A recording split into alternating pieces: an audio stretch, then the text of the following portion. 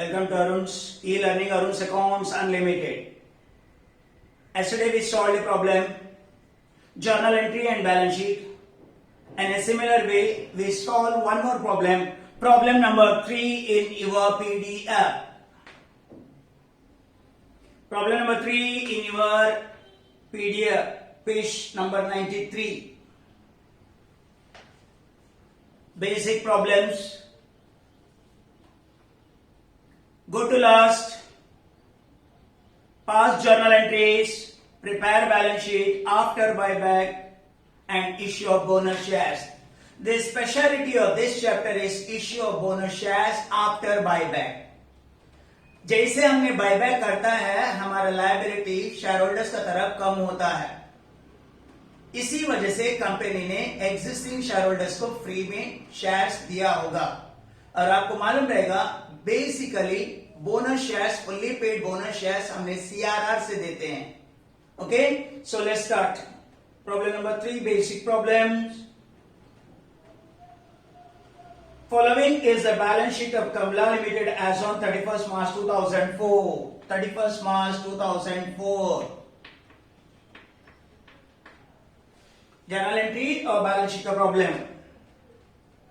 Move on to assets at first. Look at land and building 10 lakh है, plant and machinery 10 lakh है, furniture 1 lakh है. All of you know we call it as PPE, property plant equipment tangible asset में। तीनों को total बाद में 21 lakhs लिखना है एसेट साइड में। So no more explanation. Investment, non current investment में नॉर्मली हम लिखते हैं, लेकिन प्रॉब्लम है अगर इसको बेचने को बोला बेचना पड़ेगा। स्टॉक को इन्वेंट्री बोलते हैं एसेट साइड में, डेप्टर्स को ट्रेड रिसीवेबल बोलते हैं, बैंक बैलेंस को बैंक एंड कैश इक्विवेलेंट बोलते हैं। ये जो अमाउंट 3 लाख ओपनिंग बैलेंस है उसमें कुछ ऐड होगा कुछ माइनस होगा, न्यू बैंक बैलेंस आएगा, उसको हम बैलेंस शीट में लिखेंगे। Revised amount of bank balance after making changes. Share capital 2 lakh, equity share of 10 है, 2 lakhs है, 20 lakhs है। सिक्योरिटी प्रीमियम आपको मालूम है सीआरआर के लिए, profit and loss account CRR के लिए, जनरल रिजर्व सीआरआर के लिए। ये तीनों का अभी तक का टोटल है 8,50,000 डिविजिबल प्रॉफिट है। बायबैक का रिजर्व आप सिक्योरिटी प्रीमियम को राइट अप करने के लिए यूज कर सकते हो। सोर्सेस ऑफ बायबैक और प्रीमियम ऑन बायबैक को रिटर्न ऑफ करने के लिए क्रेडिटर्स ट्रेड पेबल बोलते हैं, लायबिलिटी में बहुत कम है। ये था आपका गिवन बैलेंस शीट का analysis. The company decided to buy back 20% of its equity shares capital of the profits. आपको तो मालूम है आपका पास कितना लाख शेयर्स था, बोलो 2 लाख। उसका बायबैक कितना 20% बायबैक है, मतलब आपको 40,000 बायबैक करना है, 40,000 शेयर्स। एक शेयर का दाम है 10, 4 लाख रुपए एनवी बायबैक का face value of buyback, NV of buyback, ये है N V of buyback.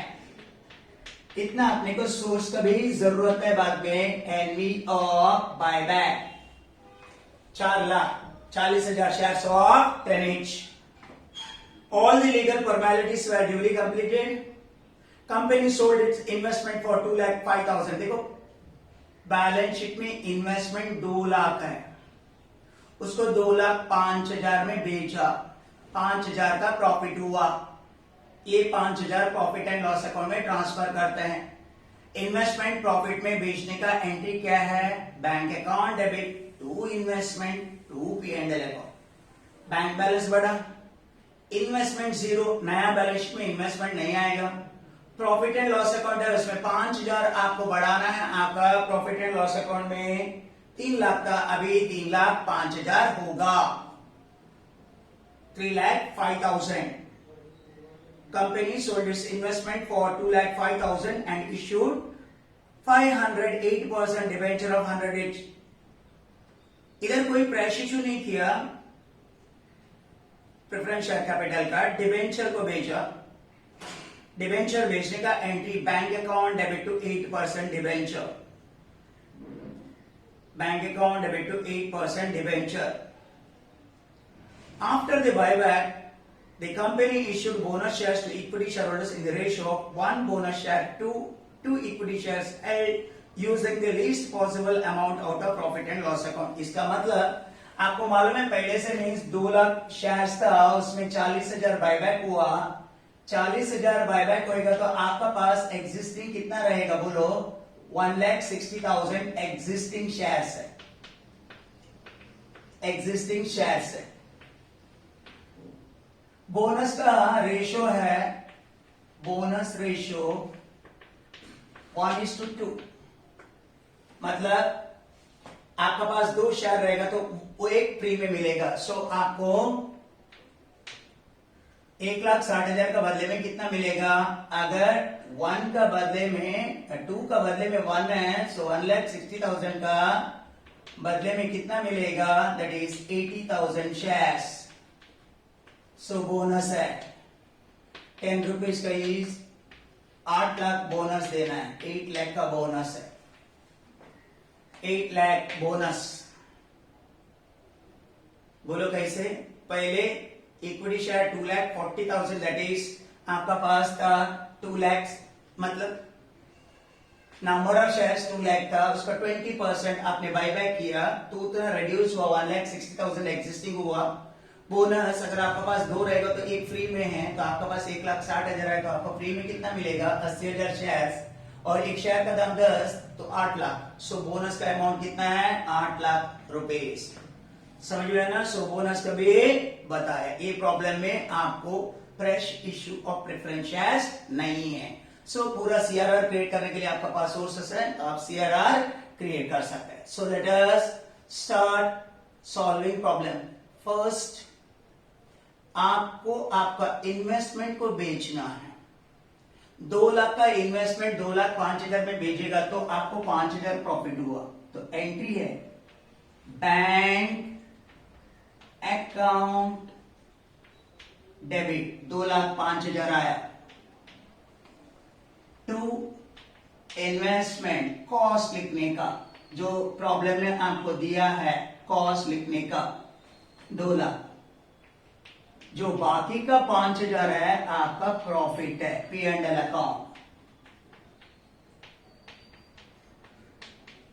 Profit being investment sold.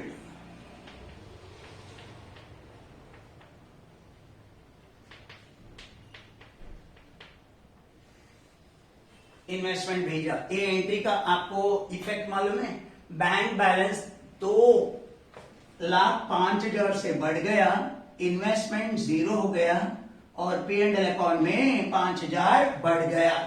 Clear? Next, issued 508% debenture of 100 etch, 500 debenture भेजे 100 का, 500 इंटू 100, 50,000 का इन्वेस्टमेंट भेजा। सेकेंड एंट्री है bank account debit to 8% debenture, 50,000।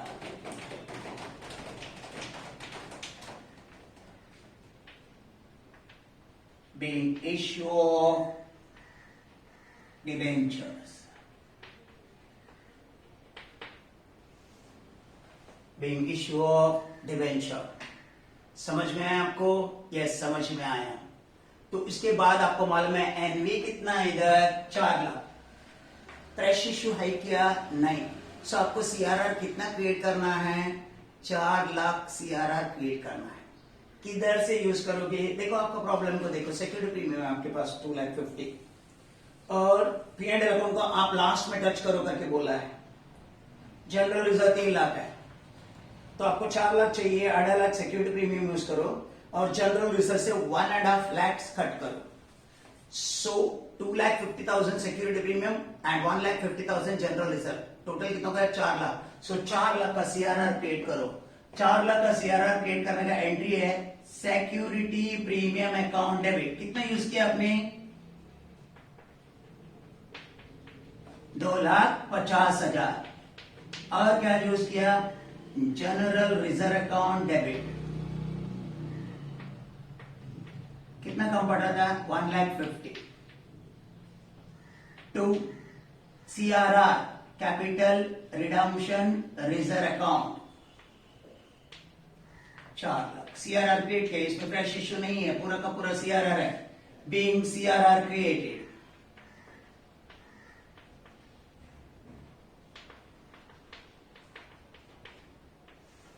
तो ये CRR क्रिएट करने से आपका CRR में 4 लाख का प्लस हुआ, लेकिन आपका सिक्योरिटी प्रीमियम 0 हुआ और जनरल रिजर्व 1,50,000 कम हुआ। तो सिक्योरिटी प्रीमियम उधर 0 बनाओ और जनरल रिजर्व 1,50,000 कट कर।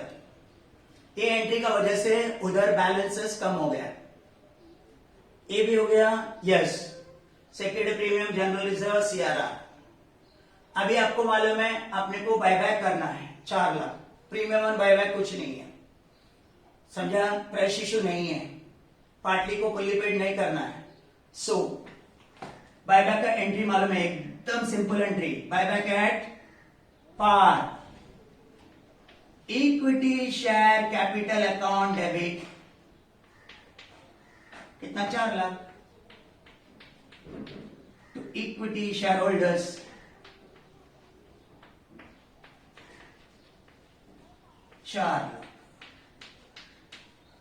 being buyback amount due,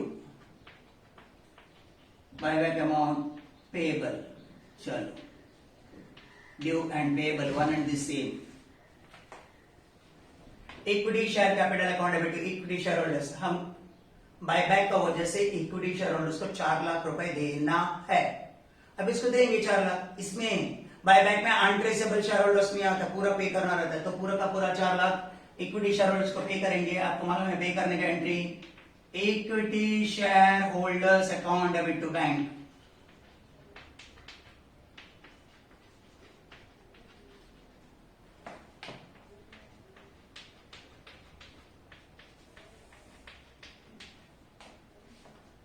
being buyback amount paid,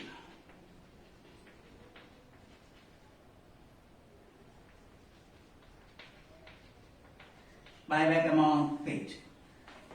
इधर तक एकदम सिंपल था, पहले इन्वेस्टमेंट भेजा, CRR पे किया, बायबैक का अमाउंट पे किया, समझे कि नहीं। उसके बाद में आपको डिबेंचर बेचना था, वो भी भेजा। अभी लास्ट पार्ट वापस मांगते तो देख लो, after the buyback, buyback 2 lakh का, उसमें से 40,000 गया, 1,60,000 बचा। अभी बोलना after the buyback the company issued bonus shares to equity share holders in the ratio on bonus share to 2 equity share है। आपके पास 2 रहेगा एग्जिस्टिंग, हम 1 देते तो आपको 80,000 दिए, एक शेयर का दाम 10, 80,000 इंटू 10 कितना, 8 लाख का bonus. Using least possible underline amount out of P&L account. P&L account में अगर जरूरत पड़े तो यूज करने का, नहीं तो नहीं यूज करने का। All of you know bonus, fully paid bonus देने का 2 एंट्री रहता है। Source to bonus share holders, क्या क्या सोर्स है अपने को चाहिए, कितना, 8 लाख। 8 लाख में 4 लाख CRR है, हो गया। देन 1,50,000 में जनरल रिजर्व में बचा था, बराबर। और अभी आपको टच करना है आपका P&L अकाउंट, 3,05,000 है, लेकिन आपको कम कितना पड़ रहा है, 8 लाख में 5.5 गया तो 2.5 लाख P&L अकाउंट यूज करना है बोनस के लिए। ये बोनस के लिए, बोनस का सोर्स 4 लाख CRR सबसे पहले यूज कर, देन जनरल इसमें 1,50,000 बचा था, मैंने पहले बोला था, और कम पड़ रहा था 2,50,000। 3,05,000 आपके पास P&L अकाउंट है, उसमें 2,50,000 गया, खाली अभी बचा कितना, 55,000। नोट करो उधर, 55,000 नोट करो। बोनस का एंट्री मालूम है ना, source account debit to bonus to share holders. क्या क्या सोर्स आपको मालूम है, 6 CRR account debit 4 lakh, general reserve account debit 1,50,000, P&L account debit balance 2,50,000 to bonus to shareholders. Bonus to shareholders 8 lakh.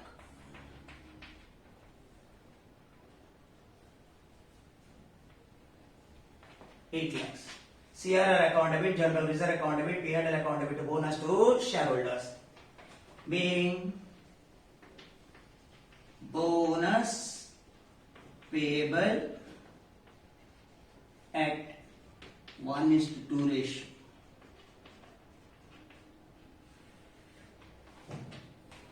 Bonus cash में तो देते नहीं है, इक्विटी शेयर में देते हैं. सो एंट्री था CRR account debit, general reserve account debit, P&L account debit to bonus to shareholders. अभी बोनस देने का entry, bonus to shareholder account debit क्या देने वाला, इक्विटी शेयर कैपिटल. एंट्री है bonus to shareholders account to equity share capital account. कितना amount है, 8 लाख. 8 लाख का fresh issue, being 80,000 shares issued as bonus.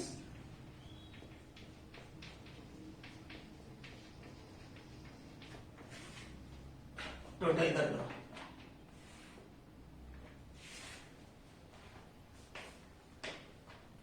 पहला एंट्री क्या बोला था, एडजस्टमेंट में बोला इन्वेस्टमेंट 2 लाख को 2,05,000 में भेजो. इन्वेस्टमेंट भेजने का एंट्री क्या है, bank account debit to investment to P&L, right. Second entry क्या है, आपको डिबेंचर बेचना था 50,000 का, bank account debit to 8% debenture. Third, fresh issue नहीं, CRR क्रिएट करने का था 3 चीजों से, security premium account debit, general reserve account debit to CRR 4 lakh. जितना आपका बायबैक का अमाउंट है उतना CRR. नेक्स्ट बायबैक का entry, equity share capital to equity share holders 4 lakh, equity share holders to bank 4 lakh. उसके बाद आपको बोनस देना था 8 लाख 2:1 का रेशियो में. बोनस का एंट्री है CRR अकाउंट डेबिट कम पड़ रहा है, जनरल रिजर्व अकाउंट डेबिट कम पड़ रहा है, P&L account debit to bonus to share holders. मतलब बोनस देने के लिए ये 3 सोर्सेस यूज किया आपने. अभी उसको इक्विटी शेयर के रूप में देते हो, bonus to share holder account debit to equity share capital. इसकी वजह से इक्विटी शेयर कैपिटल में 8 लाख का बढ़त हुआ. पहला entry bank to investment to P&L, next entry bank to 8% investment, next entry security premium account debit, general reserve account debit to CRR, next entry equity share capital to equity share holders, equity share holders to bank, next entry CRR account debit, general reserve account debit, P&L account debit to bonus to share holders, last entry bonus to share holder account debit to equity share capital. अभी हमने balance sheet बनाते हैं. पहले liability side मालूम है, सबसे पहले liability side को क्या नाम से बुलाते हैं, इक्विटी एंड लायबिलिटी.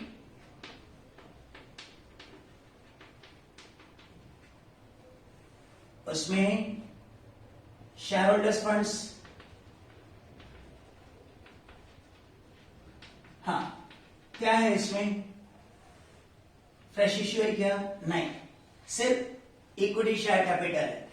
तो शेयर कैपिटल में खाली equity share capital, share capital. देख पहले 2 लाख शेयर्स था, 40,000 गया तो 1,60,000, वापस 80,000 ऐड हुआ.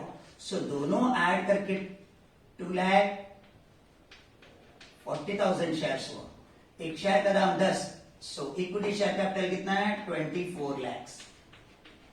कैसे बोल, पहले कितना था शेयर 2 लाख, उसमें 40 गया 1,60,000, 80,000 फ्रेश इश्यू किया बोनस करो, सो कितना हो गया 2,40,000. एक शेयर का दाम कितना 10, 2,40,000 into 10 कितना 24 lakhs. B. Reserves and surplus.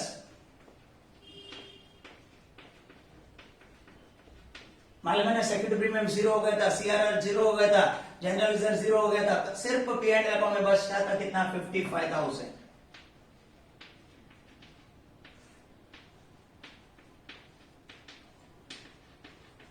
$24,55,000 है ना. रिजर्व एंड सरप्लस कैसे? सेक्रेटरी प्रीमियम 0, जनरल रिजर्व और P&L अकाउंट में माइनस करने के बाद जो बचा था 55,000, वो रिजर्व एंड सरप्लस में आता है. नेक्स्ट क्या है अपना? Non current liability. कुछ भी नहीं है,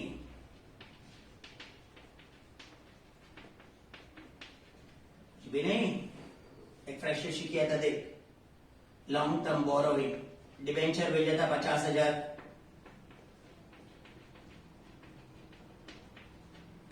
डिबेंचर है 50,000, और लास्ट में करंट लायबिलिटी है, देख, क्रेडिटर स्टेट पेएबल 3 लाख. एक ही है वो करंट लायबिलिटी.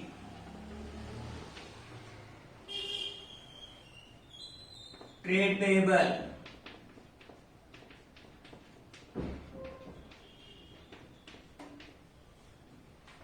कितना है? Current liability trade payable 3 lakh.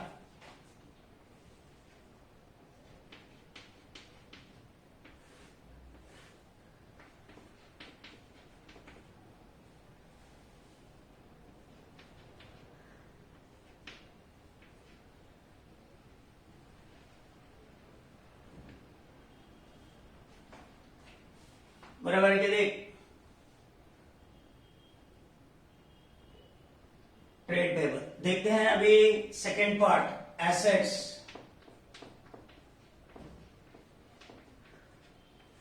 पहला एसेट्स कौन सा है? Non current assets.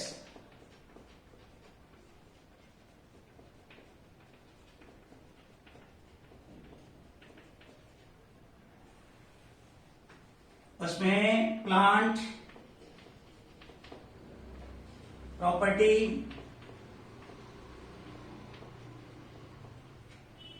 इक्विपमेंट,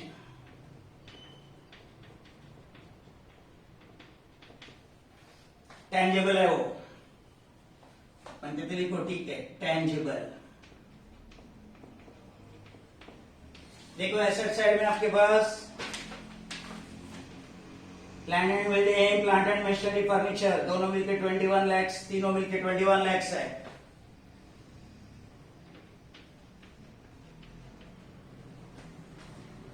और कुछ भी नहीं, इन्वेस्टमेंट भेज चुके हैं. अभी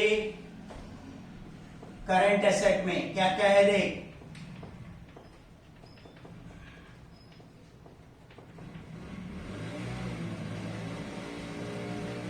करंट एसेट में क्या क्या है, देख, स्टॉक. स्टॉक को क्या बोलता है? इन्वेंट्री.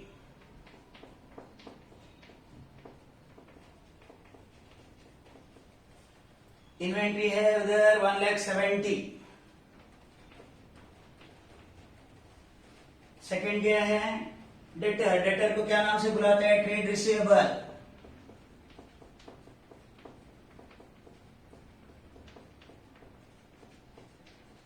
कितना दिया है अमाउंट? 3,80,000.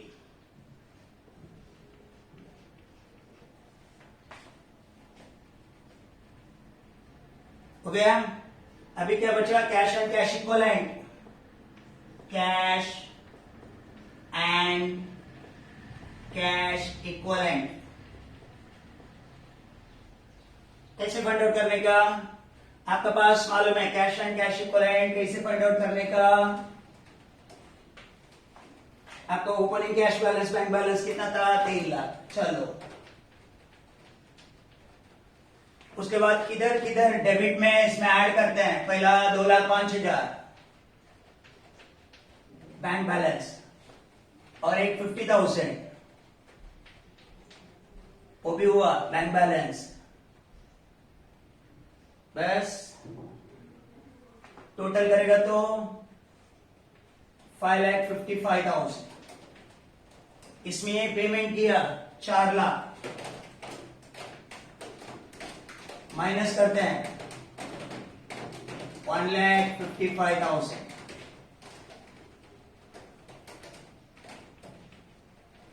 टोटल करो,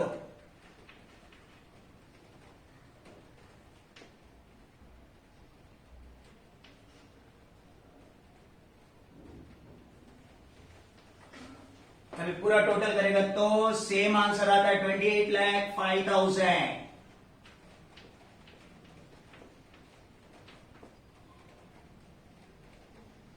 टोटल 28,05,000 एसेट और इसका भी टोटल दोनों का टैली हुआ।